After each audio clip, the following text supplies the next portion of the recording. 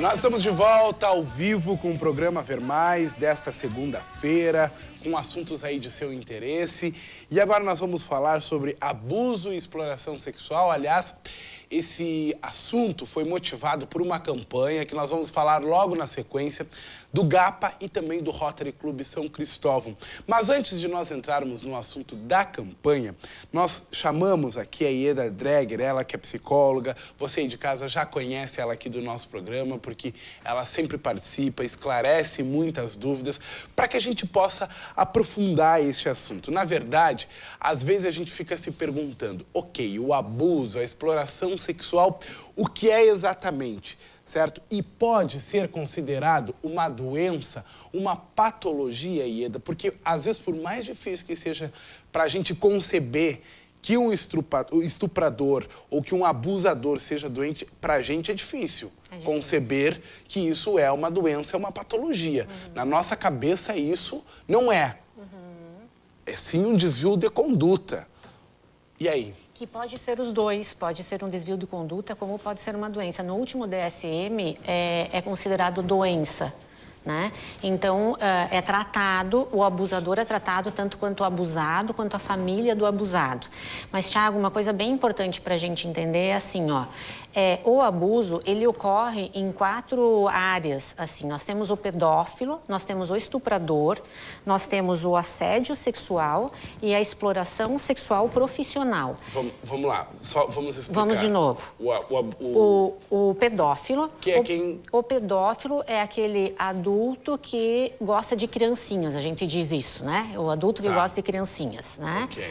O estuprador é aquele que realmente tem uma conjunção carnal, tem o ato sexual com outra pessoa, que pode ser uma criança, uma pessoa adulta, geralmente é uma pessoa adulta. O estuprador, então, ele tem o ato sexual com a sua vítima. Geralmente ele é homem, geralmente ele é sempre homem, e ele geralmente tem raiva das mulheres. O perfil psicológico dele, assim, tá? Então, nós temos o pedófilo, o estuprador. Aí nós temos o assédio sexual, que é o quê? É aquele assédio, às vezes, que é feito no trabalho. Ah, eu vou te dar tal promoção se você fizer essa coisa. Eu vou fazer tal coisa se você fizer aquilo. O assédio acontece muito, que eu vejo no consultório também, de pais ou de parentes próximos que passam a mão, que... Eu tive uma paciente de 10 anos que o pai dela assediava ela sexualmente, ensinando ela a se masturbar. Ele dizia que ele masturbava ela porque ele estava ensinando ela a se masturbar, né? Então, a gente vê isso aqui como um assédio. E tem também a exploração sexual profissional, que é aquela onde o chefe diz, eu só vou te promover se você me der isso em troca. Ou o chefe, não, desculpe, o médico, o psicólogo, o psiquiatra, o dentista, que é a exploração sexual profissional. É onde, então, aquela pessoa se aproveita do nível do nível todo que ela tem e abusa, né? Abusa da outra pessoa, então. Agora, o que eu não consigo entender, e aí eu gostaria de saber se tem alguma explicação psicológica para isso, como que um pai, por exemplo, consegue sentir atração ou tem essa necessidade para com a filha? Ou para com uma criança? Sinceramente, é difícil pra gente entender isso, né, Ieda? Mas tu viu assim, ó, é tão difícil de entender que aí a gente consegue entender que é uma doença. Porque é tão difícil de entender que um pai consiga querer ter relação sexual com a sua filha. Que um cara de 30 anos queira ter relação sexual com uma criança de 1 ano. Que às vezes acontece isso. Né? E aí o maior de tudo, que essa campanha também vem promovendo, que eu acho que é uma coisa que é bem importante que a gente diga, é a questão de falar, de denunciar, de expor, de explicar, enfim. Mas isso tudo vem junto com a exploração. Às vezes a exploração acontece dentro de casa, geralmente ela acontece dentro de casa. Então a gente tem que pensar assim, ó, a criança ou adolescente, nós todos, enquanto pessoas, a gente tem o lar como o lugar mais seguro de todos. Exato, teoricamente. E aí, se isso acontece dentro de casa, onde é que eu vou ter segurança? Onde é que vai ser a minha segurança? Onde é que eu vou ficar bem? Então, geralmente é uma criança que vai apresentar ansiedade, vai apresentar transtorno de humor, vai apresentar dificuldades em relacionamentos, vai começar a ter uma função muito íntima com ela própria, assim, ficar mais quietinha no canto dela, não rir mais, não brincar mais. Geralmente ela traz, então, algumas formas aí da gente perceber o que está acontecendo. Mas tem também aqueles lares onde, por exemplo, o pai ou o padrasto é o estuprador e a mãe sabe. Acontece? Acontece, e a mãe, ela é tão responsável por isso quanto o pai, nesse caso. E por que será que não há essa denúncia? É um medo? Olha, às vezes a mãe acha que a filha é superior a ela. Então, a filha seduziu aquele padrasto. Então, a mãe fica com raiva até da filha. Às vezes existe um medo, Tiago, porque o pai é o provedor da família. E aí, se se fala aquilo, então o provedor sai dali, deixa de existir, e como é que a mãe vai se sustentar? Né? Então, tem algumas coisas aí que ficam difíceis da gente denunciar. Mas a denúncia é o principal de tudo, porque, gente, a gente tem que pensar assim, ó. Aquela pessoa que eu deixei de denunciar, ele está abusando, ou ele ou ela está abusando de muitas outras pessoas. E sabe o que mais fica o questionamento, Ieda? Que normalmente as pessoas abusadas sexualmente, elas carregam uma marca pro resto da vida. Precisam de tratamento, com certeza vão precisar de tratamento. Fora, Tiago, toda a questão assim, ó, gravidez, DST, doença sexualmente transmissível, né? Às vezes são seguras, amarradas, violentadas, sofrem violência física, inclusive, todo o corpo, enfim, levam marcas para a vida inteira. Imagina uma gravidez, imagina uma DST. 8885-1360. Se você quiser interagir conosco sobre este assunto, pode interagir ou mandar também a sua sugestão. Ieda, no caso, então, foi detectado que foi uma doença, né? Foi pesquisado, enfim, é uma doença. Qual é o tipo de tratamento para um ser desses? O tratamento, geralmente, ele é medicamentoso e psicológico. Então, ele inclui as duas coisas. Nós não temos muitas clínicas ainda aqui no nosso país. Nós não temos muitas clínicas conduzidas para esse tipo de trabalho, específicas para esse tipo de trabalho. Mas o tratamento ele tem que ser medicamentoso, em primeiro lugar, ou tão forte quanto o psicológico. Muito bem. O perfil do abusador, qual é?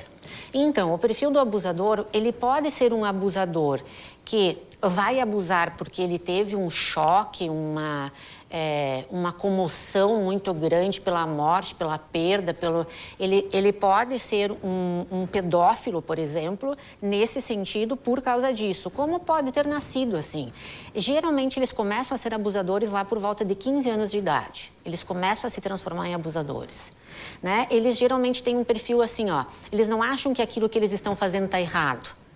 Eles acham que eles estão ajudando, tipo esse cara que masturbava a filha dele de 10 anos, ele tinha a ideia de que ele estava ajudando, de que ele estava cooperando para ela aprender como é que se masturba, enfim. Então, eles não têm essa ideia tão aterrorizante como a gente pensa e percebe. Muito bem.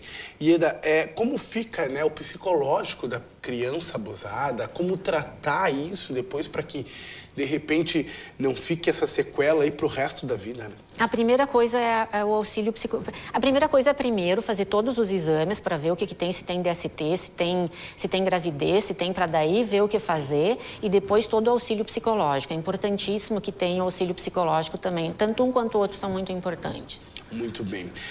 Um outro detalhe, como lidar com esse acontecimento no caso da família, por exemplo, a mãe, os irmãos, enfim, de que forma lidar aí para que, de repente, seja menos traumático para quem sofreu? Pois é, isso depende muito de quem foi o abusador. Se foi alguém de dentro de casa ou fora de casa, né? Então, é importante que toda a família também seja cuidada. Também entre no programa aí da psicologia, do psicólogo e tudo. Também a família inteira seja assistida para daí ver qual a melhor condução desse propósito.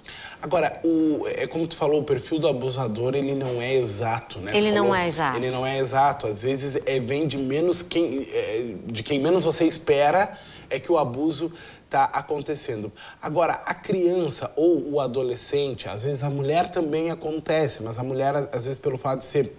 Às vezes não acontece muito, mas no caso da criança e do adolescente, essa detecção é mais fácil? Como é que pode ser detectado, por exemplo, em casa, as mães que estão nos assistindo, de repente os pais que estão nos assistindo? Como detectar essa detecção, assim, está sendo abusado? É isso que eu falei antes. A criança, ela geralmente tende a ter uma mudança de humor.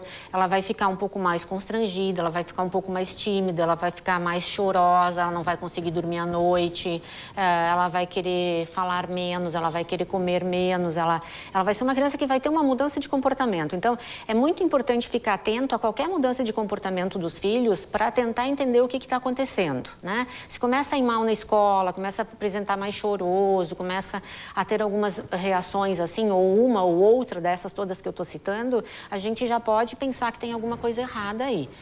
Eu não estou dizendo que qualquer uma dessas manifestações é porque houve alguma violência sexual, mas para ficar atento, acho que é importante isso. Muito bem. Olha só.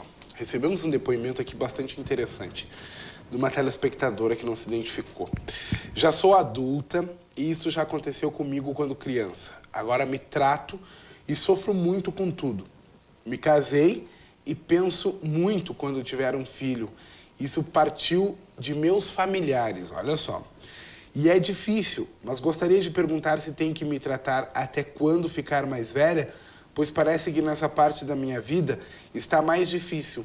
Não consigo nem trabalhar e nem me concentrar em nada. Preciso de mais ajuda. O que faço? Procure uma ajuda especializada, que seria na psicologia, né? Na psicologia, se você precisar, o profissional vai estar te instruindo. Não existe uma data até quando você tem que se tratar. Existe uma possibilidade, assim, ó, tu vai se tratar até tu melhorar, mas é importante que você não deixe isso te dominar, não deixe isso te tomar, não deixe isso te deixar, assim, angustiada, sem trabalhar, porque parece que em algum momento da vida isso esteve mais leve e agora está mais pesado. Então, nos momentos que está mais pesado, a gente tem que buscar ajuda.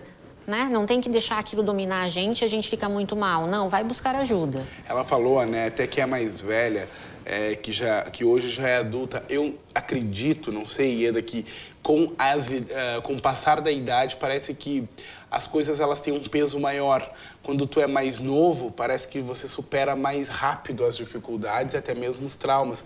A partir do momento que você fica com mais idade, parece que aquilo vem à tona novamente e fica mais difícil. Será que isso tem alguma razão? Não, eu acho que é como a gente enxerga um pouco as coisas, porque a criança, às vezes, ela tem, parece que uma facilidade maior de lidar com as situações, mas ela também tem todos os problemas dela depois. E o adulto, por sua vez, que parece que o problema fica muito maior para ele, porque, como por exemplo, ela casou, então ela tem atividade sexual, aí ela vai querer ter um filho, aí essas coisas mexem com aquilo que está guardado. Então parece que vem mais à tona, e realmente vem mais à tona, porque está mexendo com todo o ambiente estrutural dela. Então, ela tem que ver se ela vai... como é que é a relação sexual? Tem alguns problemas, mas a gente, para ter uma vida sexual saudável, tem que fazer sexo, eu não tenho vontade. Então, já está mexendo com ela. Eu gostaria, talvez, de ter filho, mas eu não sei se eu quero ou não quero. Então, mexe com ela de novo. Ok. Abuso sexual pode acontecer com meninos, Andressa, do bairro Pastos Fortes? Com certeza. Pode ter a mulher abusadora também, a mulher que abusa dos meninos. E pode também ter o homem abusador do menino. Pode também, sim. Tem todas essas relações. Ok. Ieda, aqui o nosso tempo está acabando, mas chegou mais uma aqui. Como uma pessoa que já viveu isso pode esquecer, ou ela nunca esquece, que foi a mesma que perguntou, né? Então, na verdade, você já acabou respondendo, né? A gente nunca esquece, o importante é tratar.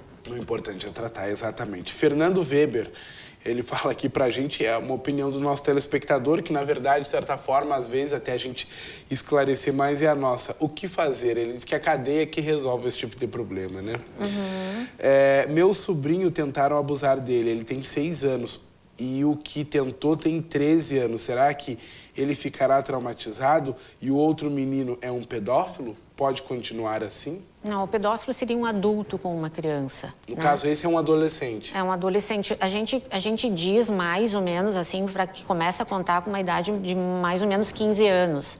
Então, de 15, ou que tenha um distanciamento de idade. Então, não necessariamente seria um pedófilo, poderia ser um abusador sexual. Né? Muito bem, mas esse de 13 aqui já teria algum tratamento? A família poderia ficar em alerta para que ele não se torne Ficar em futuramente... alerta até levar ele num profissional para fazer uma avaliação, para ver como é que tá, etc e tal, seria muito importante, sim. Muito bem. Ieda, muito obrigado pela sua participação. Imagina, aqui no nosso programa. Nós vamos continuar com esse assunto, porque a gente vai continuar falando de uma campanha que está sendo realizada aqui em Chapecó, pelo GAPA Chapecó e também pelo Rotary Clube São Cristóvão.